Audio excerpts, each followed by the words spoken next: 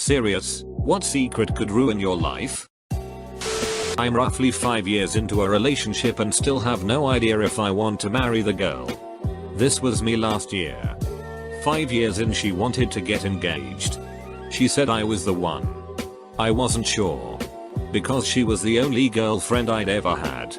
So I pushed her to pursue her career while I traveled. By the time I came home 8 months later, I was ready to settle down. But it was too late. She had found happiness in another guy. I haven't heard her voice in over 4 months. I miss my best friend. Okay. So my family are super religious. Especially my mother.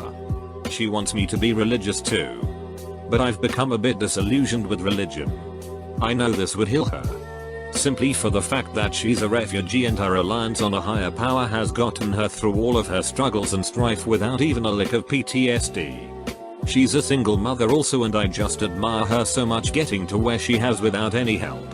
I just don't think I'd ever tell her that I haven't been praying 5 times a day or even thinking about God in any way. It would heal her. I joined a job that is known for being absolutely miserable and a good chance of me getting healed. I love it. I was suicidal as a teenager and I gave up, knowing I couldn't heal myself. Now I have a good chance of dying without me having to do anything. And to add to the goods, my family would get a whole lot of life insurance money if I got healed. So I could do them a lot of good becoming a corpse. If word ever got out, I'd be in a lot of trouble and probably pulled. I don't want it. I need this edge or else I fall into a horrible depression. I need the challenge and risk. Edit. For those who guessed. Yes, I am military. What secret could ruin my life? I secretly take off my hijab. On social media I wear the hijab. In front of all my parents. Other family. Most of my friends. I wear a hijab. Here's my story. When I graduated 2 years ago, I decided to look for a job. And I wasn't able to land anything. I came up with the idea to start interviewing without wearing one. And once I get an offer, I'd start wearing it again. I ended up getting 2 great job offers, which made me really sad that my theory of taking it off and easily finding a job was true. I took one and haven't worn it to work at all. I don't know what happened in the mix of things. I guess I started to like the attention men gave me and I actually felt like I belonged normal with my peers. It was a feeling I've never felt. Everyone started treating me different. As if I was worth speaking to. I don't get weird looks anymore. I don't get asked weird questions. I'm too afraid to tell my parents about it because of disappointment, and I'm even more afraid of the Muslim community finding out. Bullying and talking shit happens a lot to girls who take it off. I wear it to family functions. And when I'm at a place where I know I can run into someone I know. So yes, in essence I guess I am living a double life. Say what you want, I'm okay for now living like this. I keep changing my mind on what I permanently want to do. Finding out that I have a mental disability and my whole life people have hidden it from me, treated me the same as if I was normal. Wow. This is actually my biggest fear. That I'm actually a bit mental and the fam just plays it off like no big deal. Let's make him feel normal to fit in. Am I actually special? A while back, I was cheating on my wife with a coworker. It went on for months. And I never really cared for the woman I was cheating with. She was super hot. Though. After a while my coworker started getting really crazy and threatening to tell my wife, whom I had a child with and a baby on the way, about everything. Obviously. I kept trying to cut things off because I realized I was making a mistake. She lost it one night and was freaking out and texting me telling me she was going to come to my house. And a drunk driver hit her. She died instantly. No one knows I was having an affair. And my family went to her funeral. Edit. Oh man. Sorry Reddit for answering the question honestly. Next time I'll remember to keep this to myself. Also thanks for the gold. Edit. Shout out to all the people who think I should have died instead. And are encouraging me to go ahead and tell the one secret that would ruin my life. I'm using a proxy to access websites that are blocked. I live in an Islamic country, so if the police find out about it, I could get arrested. This secret is a bad one. When I was 15 and incredibly lonely one summer, I decided to make an Cupid account. For those of you who don't know, that's a dating website for people 18 plus. I looked probably about 17 at the time, but I guess I could pass for 18. So I said I was 18 on my account. I got a lot of responses from guys instantly. There was this one that stood out to me. His name was James. He was a 22-year-old college student working at Tim Hortons. But me at 15 thought he was the most intelligent and beautiful person I've ever met. We talked for 3 months and then he turned 23. Now the age gap was 8 years. After those 3 summer months of staying up all night, we decided to meet up in person. It was Labor Day weekend when we met up. He picked me up from a gas station and drove me to his house. We lived 3 hours away and I told him that my car didn't work, but really I only had my permit and no car. I honestly think I fell in love with him and we hit it off completely. He was really attractive and different from guys my age. Guys my age would make fun of how I looked because they were insecure themselves and tease me a lot when they were interested in me, which just confused me. But James would compliment me and joke with me, but never made me feel insecure. I really loved him. But when the relationship progressed, he was talking about having sex and I told him that I was a virgin, which he was okay with. But after I turned 16 I realized that he was a 23-year-old man who could get in a lot of trouble if he was to sleep with me. I never told him my age because I knew he'd be disgusted with himself, so I just cut all ties with him all day. I figured it was selfish to keep him around. He needed somebody who could be 100% honest with him. So in March I basically blocked him on all social media and my phone. He didn't know where I lived, and I never saw or spoke to him again. It's been 2 years, but I sometimes stalk his Facebook. He's actually engaged now and graduated college. I'm so happy that everything is going well for him.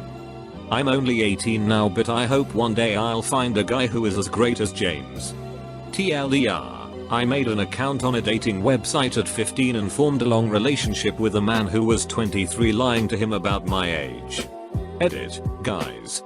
If I told him about my age, he'd be disgusted with himself. I was 15 at the time. This is the first time I have ever typed this out or told anyone. Not even my wife. I was horribly shy when I was a kid. I did not make many friends, and so when I met my then best friend it was so great. I was probably 11 I guess when it happened and really sheltered. We did everything together and he was a really good friend, but he started changing. He started acting more effeminate, and looking back he was learning, growing into his sexuality. We were best friends and there was a trust between the two of us.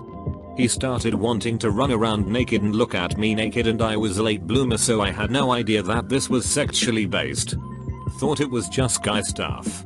He never did anything to me other than grab my pen 15 and try to jerk me off while I was flaccid. I was 11 and not gay, so I didn't know what was going on. He then started getting really mean and made fun of the size of my pen 15 all the time and became really toxic to be around. I just wanted my friend back.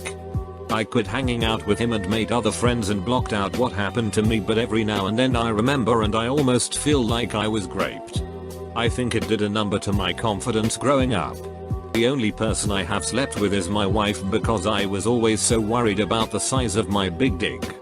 I realize now that it was stupid to be so worried about it, because if the person you are with is so concerned about something like that, then they just aren't meant for you and it is time to move on. I just wish it never happened to me.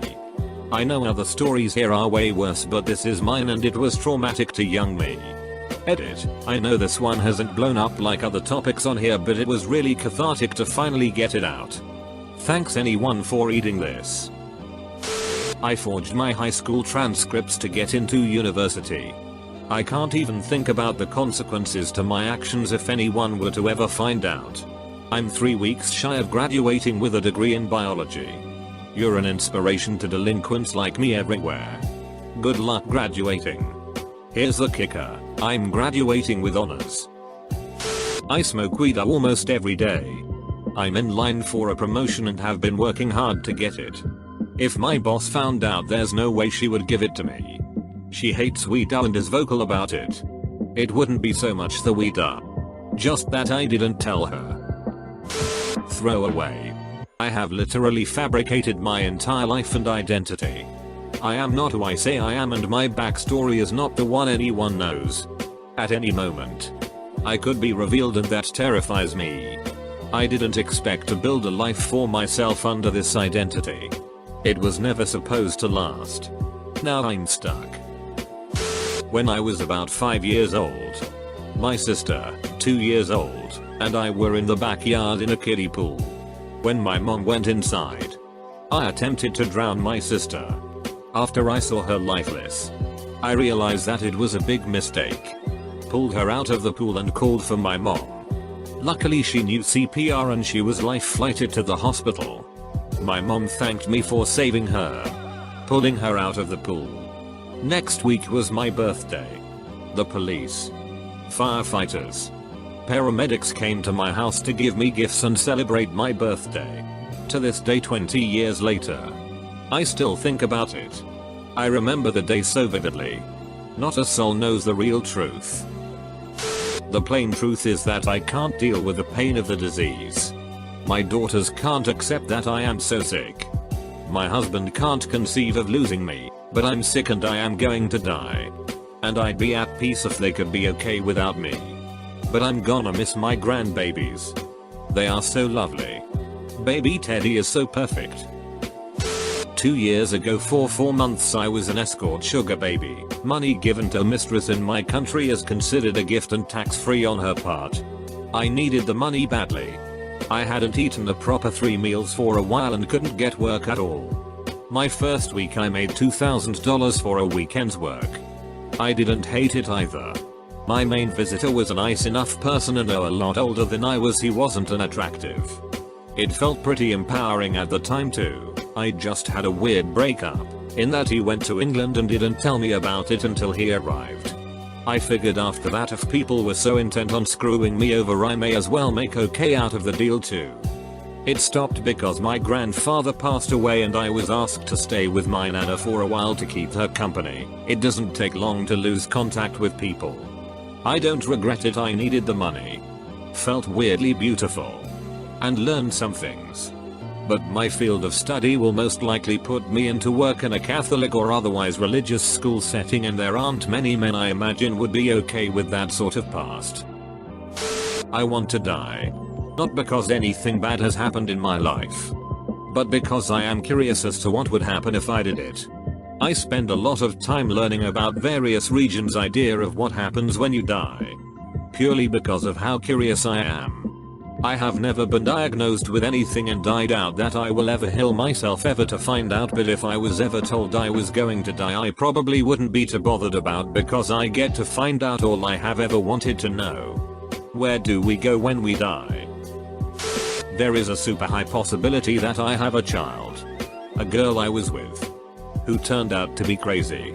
Lied about being on birth control. The times like up almost too good and it looks kind of like me. Since then she has been married and her husband seem happy together, so I've never worried about it. Don't know if it counts.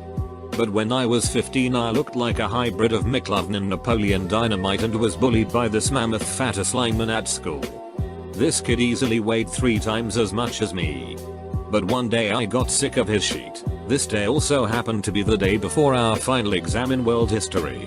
While he was at wrestling practice after school, I went into his locker and stole his textbook, study guide, and notebook and took them home with me that night. The next morning, I got to school extra early and put all of the stolen stuff perfectly back in his locker. He rolled in that morning itching to the administration about how someone stole all his stuff. But when he walked them over to his locker and his stuff was sitting right there, he looked like a total dumbass and the admins refused to help him check the cameras. Pretty sure he failed the test too. At the time. I'm pretty sure he would have beat the living duck out of me had he found out. TLDR, I was a nerd and got revenge in classic nerd fashion.